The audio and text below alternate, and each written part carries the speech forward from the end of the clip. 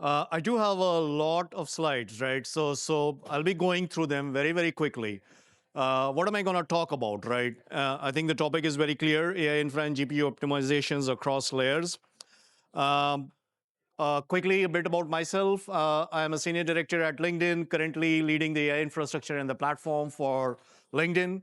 Um, as you are aware, I'm hoping most of you are on LinkedIn. It's essentially around 1.2 billion plus members on LinkedIn, 70 million plus companies.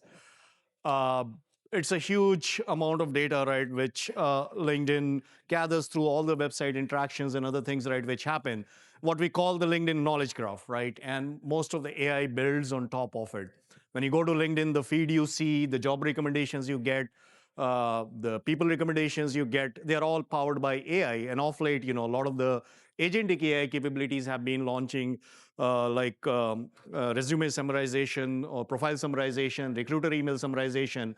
And just last year, we launched our first agent, LinkedIn Hiring Assistant, which is essentially an agent for recruiters to make their hiring really straightforward. It actually goes, finds the relevant candidates, summarizes the profile, compares them, looks at the company profile which is hiring, looks at the company profile where the candidates are coming from, and takes them right from intake all the way up to interview and hire process. There's something becoming very popular with the teams, right, which are using the hiring assistant. Now, what is the infrastructure, right?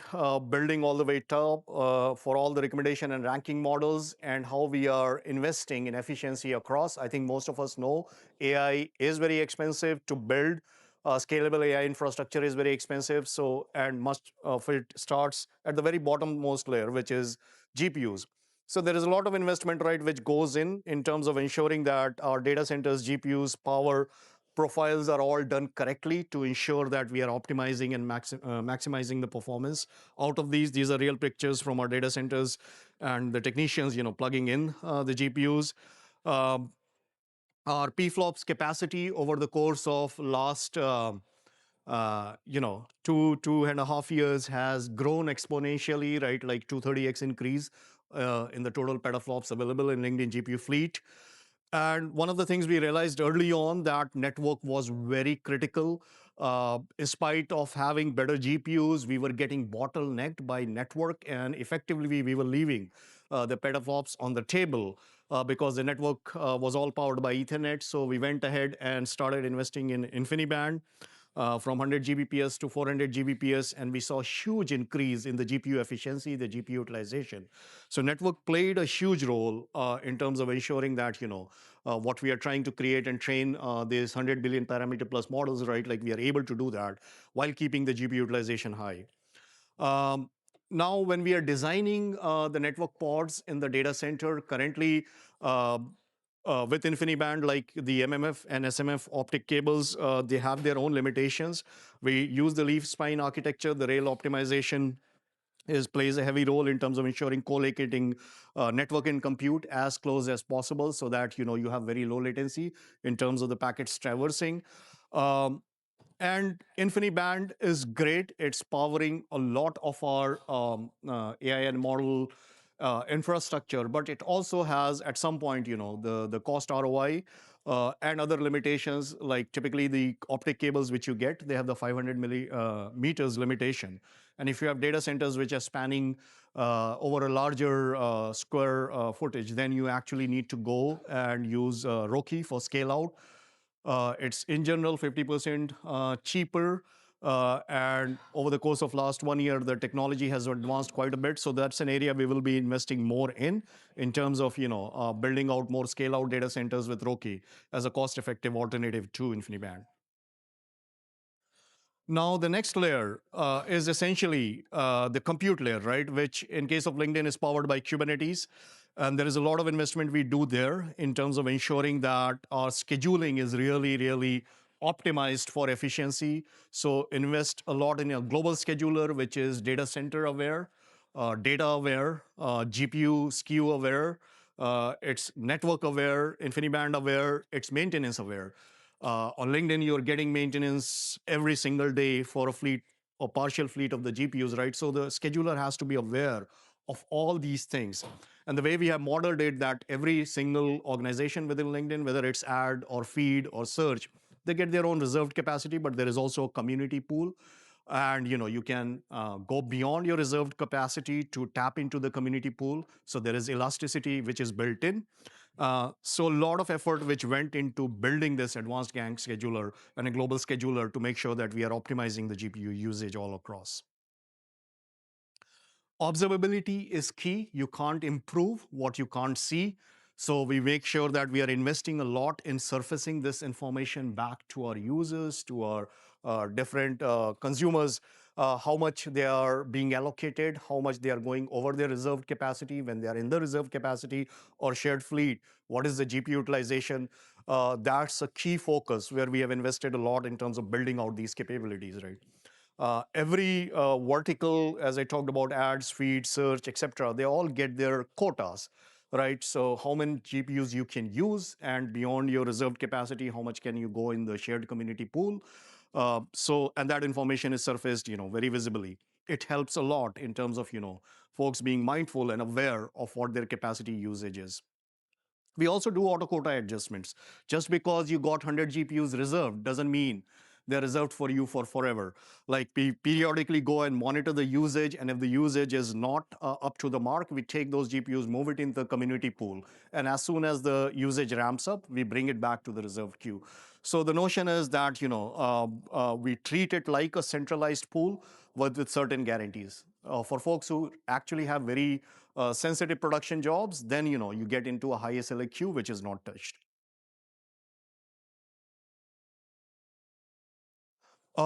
Reliability challenges. I think most of us who are building out these scale-out data centers, GPU data centers, are aware GPUs are failing much more than CPUs. On an average, we are seeing 10% hardware failure rate. It could be because of memory errors, connectivity problems, overheating due to thermal stress.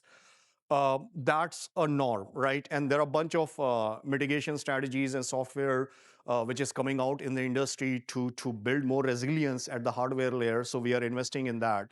But also, one of the things is fundamental assumptions assume GPUs will fail at a much higher rate, right? So how do we build around it? So we are making disruption readiness as a key tenet in the whole data center design, in our GPU fleet design, ensuring that we are building best of the class checkpointing, restore, interception, and then putting the jobs back in the queue as soon as they are disrupted. Unplanned maintenance, GPU failures is one reason. Planned maintenance, as I told, like at any given day, there is a part of LinkedIn GPU fleet which is getting planned maintenance, planned updates and upgrades. So this allows us to be very nimble and agile, right, to intercept and reschedule all the jobs, right, with strong checkpointing and restore. And checkpointing and restore, we have built a hierarchical one, which is essentially, when checkpointing does need to happen, first happens in the memory, and then we asynchronously, pass it on to a persistent storage like a blob storage. Yeah. So one thing which we also have seen, what helps is surfacing the cost information to the users, because ROI assessment of AI projects is critical. A lot of the times you don't know the cost, what is going into building the project or the feature you are launching. And we invest in ensuring that the base GPU cost, as well as folks who are idling the GPU or the GPUs, right, overall, which are being wasted because there are no jobs landing on them, or the no workload running on them, all of that is accumulated and surfaced to the end users as a cost per vertical, right, which is essentially you are able to see the ROI of what went into constructing this model, which you are actually launching, and then people are able to make better decisions. Right.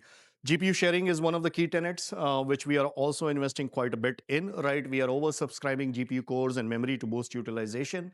We use a dynamic scheduler. A lot of industries using more static partitioning like MIGs and others. That plays out in the inference world, but training world, we have defaulted to dynamic scheduling, which means as the jobs are coming in, training runs are coming in, we intercept the characteristic of the training run, and based on that, we oversubscribe or partition on the GPUs. Okay, we talked about the two layers, which is the hardware layer and then the compute layer. Let's go one layer up. What are we doing around the actual software pieces? So GPU kernels, which is essentially the concept of fused kernels. I think it was around 1.5 years ago. The needs of pre-training in LinkedIn, where we were training 100 billion parameter plus models or 70 billion parameter models, and the GPUs we have, they were a mismatch, right? There was not enough capacity to serve the demand. So that's where we invested in a project called Liger Kernel, which is essentially looking at the pattern of how the data flows through different GPU layers. Through CPU, through GPU, then there is CPU to GPU memory copy, and then there are kernel launches on GPUs. Like each of these have an overhead. The more kernels you are launching, the more overhead.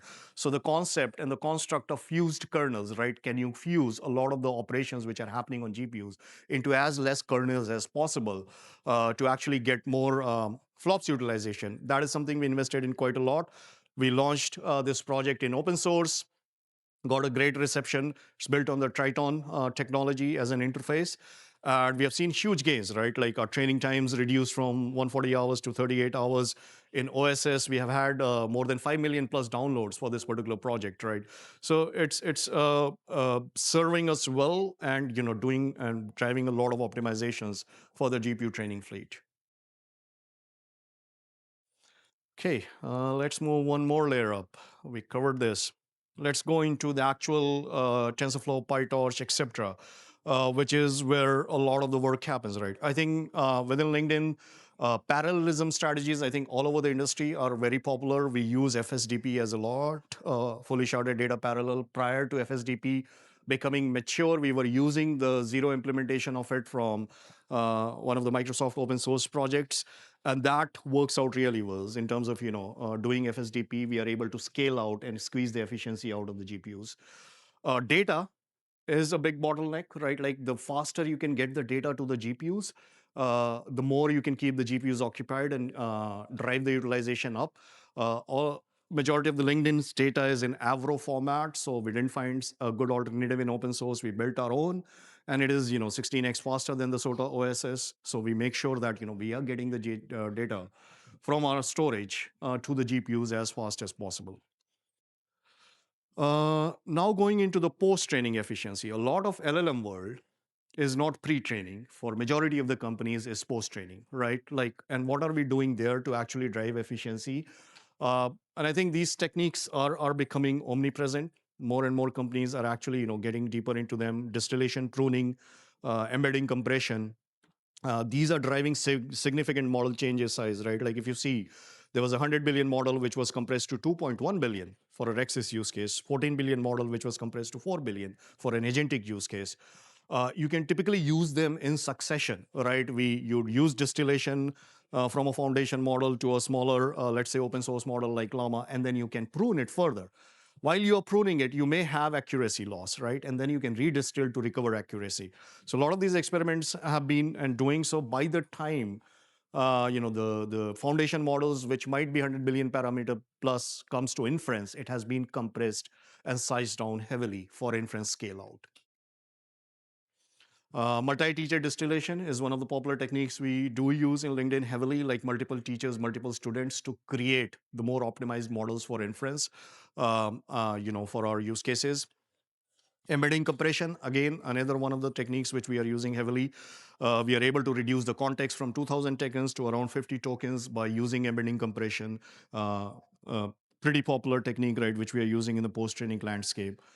RL, I think a lot of the folks are doing reinforcement learning, right? And it's one of the bigger distributed infrastructure problems where distributed training, inference, if you're using agentic RL, agentic tool calling, all are happening on the same cluster in a seamless orchestra.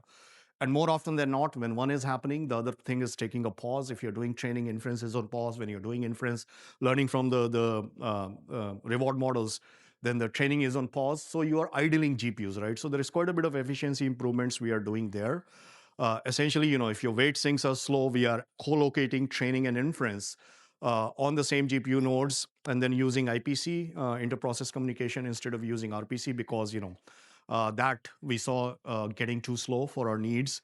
Similarly, if they are redundant, we are using the same physical memory. We are sharing the same physical memory between training and inference. That's driving quite a bit of efficiency gains overall in this particular space. And last but not the least, KV cache. It's really important when RL is going on, reinforcement learning. And more often than not, when you're doing RL, your training weights are occupying a large chunk of the HBM memory. So you want to offload that, right? So that you free up more space for KV cache to be filled in. And then you reload, right? So that's, again, one of the techniques which we are using, right? Which is working out very well in terms of scaling out RL. So yeah, our infrastructure for RL is built on all these different techniques. We use Whirl as an open source on top of Ray, and then use our open source projects like Liger, etc., plus the techniques which I just mentioned here. We have done quite a bit of open source contribution to Whirl, to SGLang, etc., to make it really, really optimized, right? And we are able to save around 275,000 GPU hours based on all these optimizations. Mixed precision training. This is something not very widely used, but something which we are doubling down heavily. Uh, More importantly, working towards a low precision training world. As you are all aware, the next generation of GPUs, Blackwells, etc., they support FP4. A large part of training in LinkedIn is still, FP64, FP32. We do want to bring that world down to lower, precision training. So that's an investment, and that would going to be a big driver in efficiency improvement. Speculative decoding, another technique which we are using specifically with some of our agentic use cases, where actually you can train a draft model which rides along with your main model, right? So instead of the main model actually predicting tokens, right? Because each token prediction is a forward pass, the draft model actually goes and generates multiple parallel tokens, and then the teacher model actually looks at the output and verifies. Verifying is much faster than generating tokens one at a time, right? So this actually drives, if your use cases are dynamically being built on agentic scenarios, I would strongly recommend trying this. We are seeing huge gains, in some cases 63% latency reduction, 43% latency reduction. I'll skip this. In general, SGLang and VLLM both are used heavily in LinkedIn, and we are investing in both for different use cases. One thing which we have also launched is agents. Optimization or efficiency is a team sport. So we want to make sure all the developers in LinkedIn participate in that. And one of the ways to get them all to participate is launch agents, both server-side agents and client-side agents. Folks who are using different IDEs like VS Code, etc., you can go and use this agent right now, right there, when you're developing the model, to actually get suggestions on what to optimize so that you're creating the most GPU optimized model. It's proving out to be really beneficial for us. The second thing, ensuring it's not only giving suggestions. The next level we want to give is use agentic hyperparameter optimization and agentic tuning to run certain runs on their behalf and actually recommend this is the run you want because it's keeping your eval constant, but it's this much faster. So quite a bit of investment in that area. Okay, very quickly, we covered all these different layers here. Uh, yeah, let's talk about incremental training. Now, training from scratch, same data. A lot of the teams in LinkedIn have been following that pattern. You are seeing the same data again and again whenever you go and retrain. Some teams go and use 360 days last year's worth of data. So incremental training is a capability we have launched. Don't train or retrain on the data you have already seen, right? So you're only getting to see the delta of the data on which you are training, and these are training on a regular basis. Quite a bit of the models in LinkedIn are being trained hourly, daily. There is one model which is being trained, on in real-time basis. But the cost savings on compute is humongous, right? If you are able to eliminate redundant data training. Okay, I think we have gone through all the layers I needed to communicate, and powering all this on the top is our AI pipelines orchestration system, which is built on Flight, another open source technology. It's a huge boost on productivity, right? So I'll leave it there. Thank you.